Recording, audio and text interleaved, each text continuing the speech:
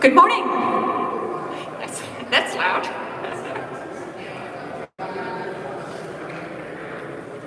So hello everybody and welcome. My name is Caroline, aka Caro la Pilote. I am a commercial helicopter pilot as well as a flight instructor. I am also a media host and speaker, and you can find me on the internet, on YouTube and social media in the group of Fly High. During this presentation I will be referring to Robinson helicopters because basically this is the helicopter I use to teach students, and for simplicity reasons. So we're going to start with a story based on a real life experience. I was newly qualified as a commercial helicopter pilot, and it was one of my first aerial missions.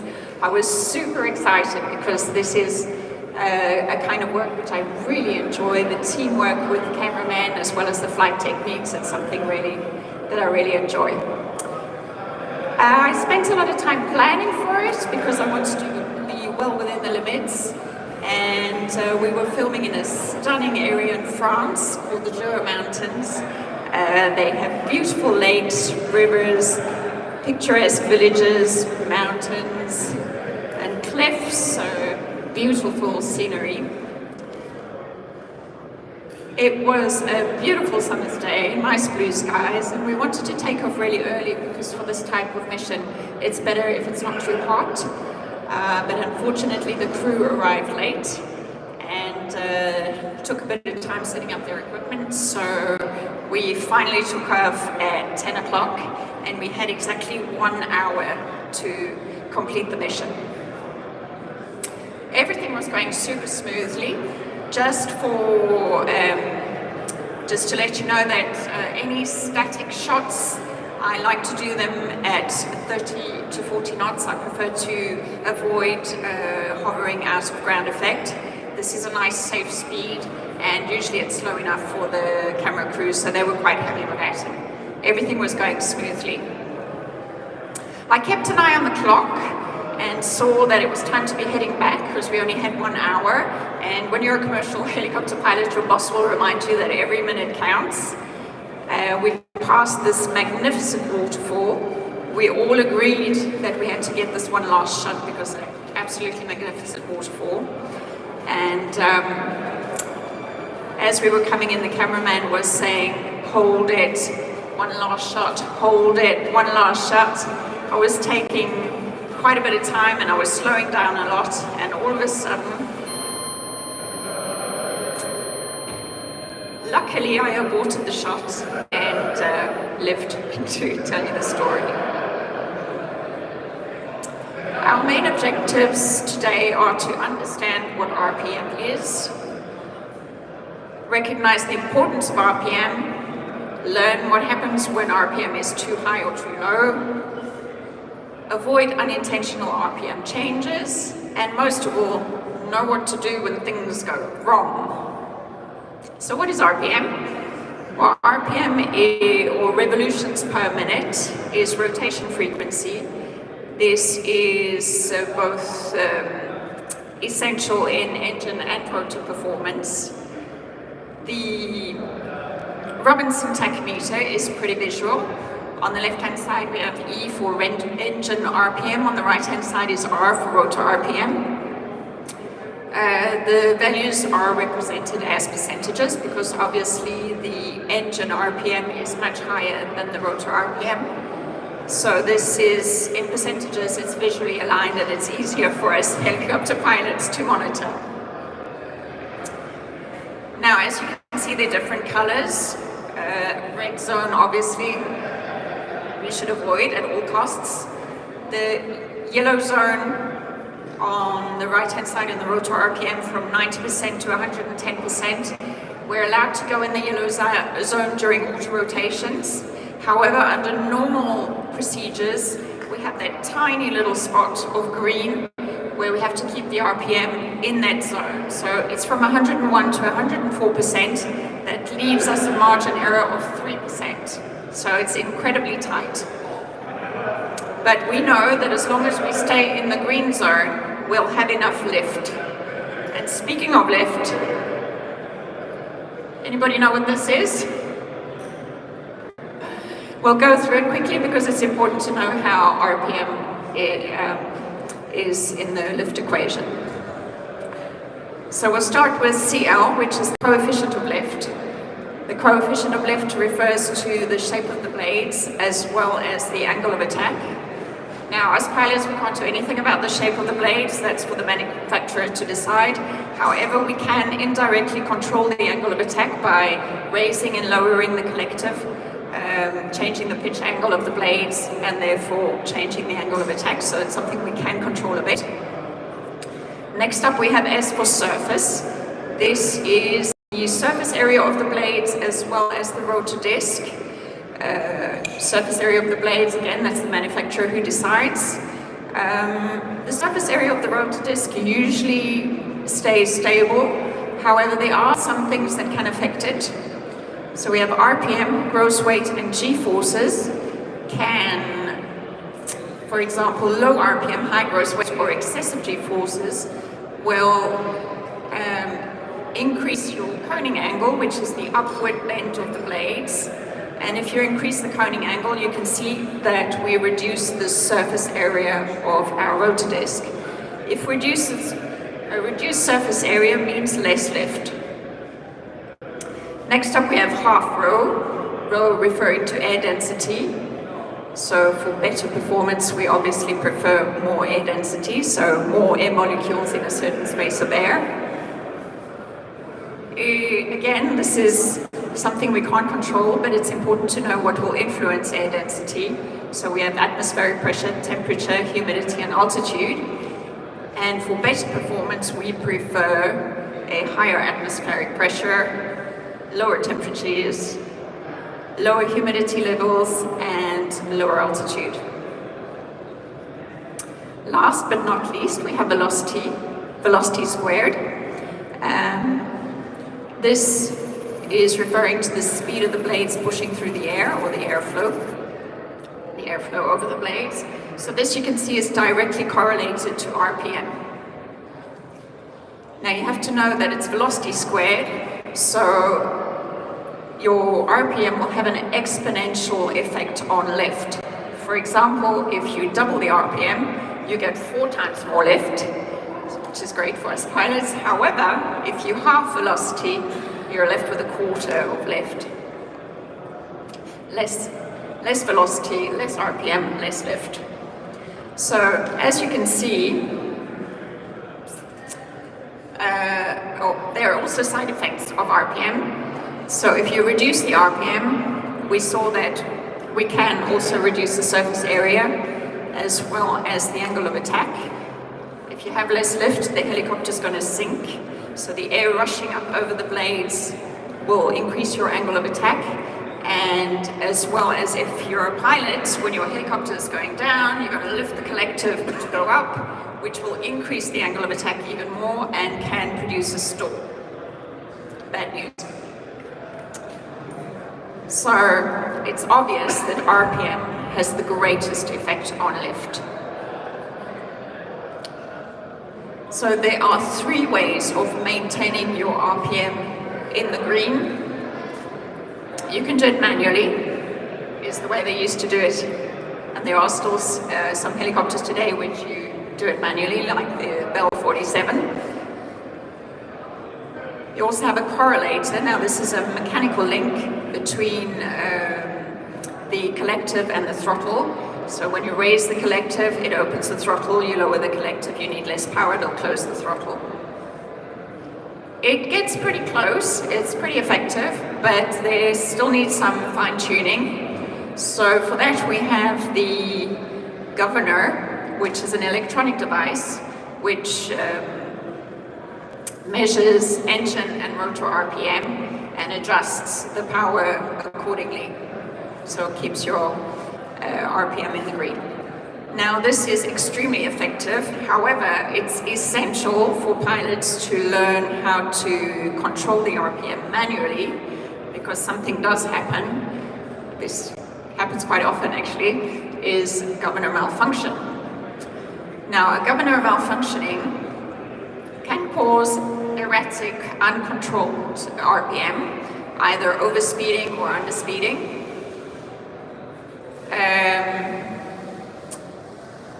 Sorry, go back to there.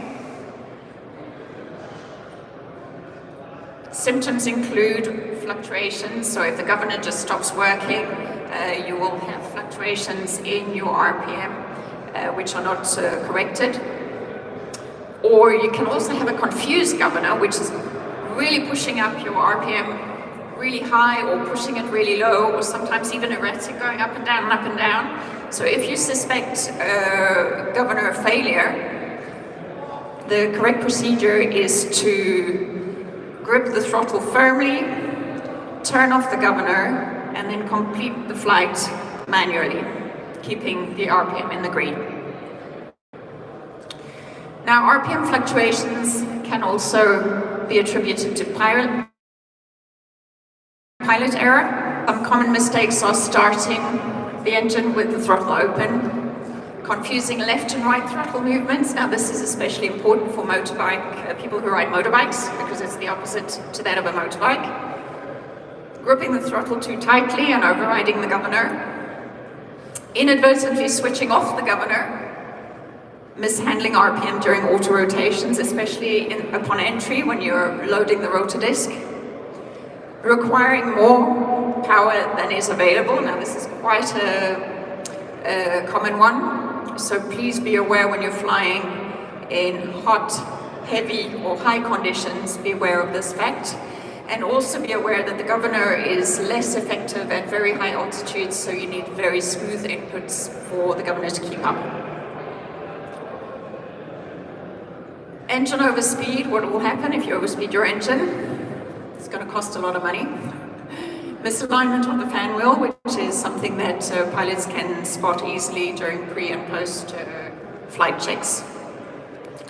Cylinder scoring, damage to the push rods, piston seals and crankshaft, and magneto damage. Yeah, so your boss is not going to like you for that. Rotor overspeed. You can have excessive blade stress, bearing damage in the blade spindles, and drive shaft and gearbox damage. These repairs are costly, but more importantly, they can compromise the safety of your flight. Low RPM. It's important to know that low RPM can happen at all airspeeds. So whether you're hovering or if you're flying at 120 knots, you can have low RPM. As we saw earlier, it can lead to higher coning angle, so less surface area, increased angle of attack, less lift, and eventually a rotor stall. The Robinson safety notices 10 and 24 describe this very well, so I can highly encourage you to read those. Now, what helps us pilots to monitor the RPM, so if the RPM drops to less than 97%, we have a warning. Should I stand next to the speaker? No. Maybe not. Okay, so you have a warning light as well as a horn which will come on. The procedure is to immediately lower the collective, roll the throttle on, and apply aft cycling if you're in forward flight. Maybe I can. No, there's no sound. Never mind. We're going to look at some real-life cases. It's interesting to see the parameters when they're available. So you can see the RPM, the airspeed, manifold pressure, altitude, etc. So that's quite interesting. But it's also interesting to listen. Unfortunately, we don't have much sound, but you can hear the changes in RPM, as well as notice how the helicopter reacts to low RPM with vibrations and things like that. So in this first case, it's in the beginning of the clip. I prefer you to concentrate on the sounds, if you can hear anything, as well as the way the helicopter is reacting, because we only get a short glimpse of the cockpit towards the end of the clip where the helicopter is quite close to the ground. So what we can see here is that obviously he's in descent about 2,700 feet, 60 knots and pulling 25 inches of manifold pressure. And you can see that the RPM is horrendously low, lower than 70%. Now Robinson tells us that a rotor can stall at 80% RPM plus 1% per 1,000 feet of altitude. So if he's at 2,700 feet, he would stall at about 82%. So we have a look at the clip. You can hear the alarm. You can hear the RPM going down. That's a sound. It comes up slightly, but not enough for the alarm to stop. Then it starts going down again.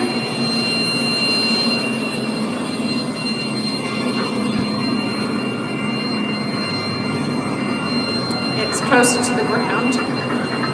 Excessive vibrations. And unfortunately, this one didn't finish very well. I'm positive that with the right recovery maneuver, we could have avoided this accident. We don't really have time for this one, but it's pretty similar to the first one. You can check it out on the YouTube channel. We'll go on to the next example. In this example, we're at 2,000 feet, manifold pressure 25, sometimes 26 inches. He's flying at about 100 knots. You can hear the alarm, RPM lowering, lots of vibrations. Now if you watch the airspeed indicator, if you can see it, as he approaches the ground, he's going to slow down, so that means he's applying anti-click. It'll come in. There, you can see he's applied anti-click. He's slowed down, and then if you watch the manifold pressure, he's lowered the collective, and magically he's recovered his RPM. No more alarm, and he landed quite safely. In this last example, we're at 5,000 feet, trying to land on a mountain, pulling 19 inches of manifold pressure, coming into a hover which needs more power. So he's going to raise the collective. You can hear the RPM go down, the alarm comes on, so he doesn't have enough power to land. He aborts the landing, lowers the collective, and recovers RPM. So I hope you now have a solid understanding of RPM and why it's crucial for your flight safety and your survival. This presentation will be available in French, Spanish, and English on our YouTube channels. So if you want to pick up a card for the links and subscribe so that you can be alerted when they come out. They'll be coming out in the following weeks. And until next time, fly safe, and remember, RPM is life.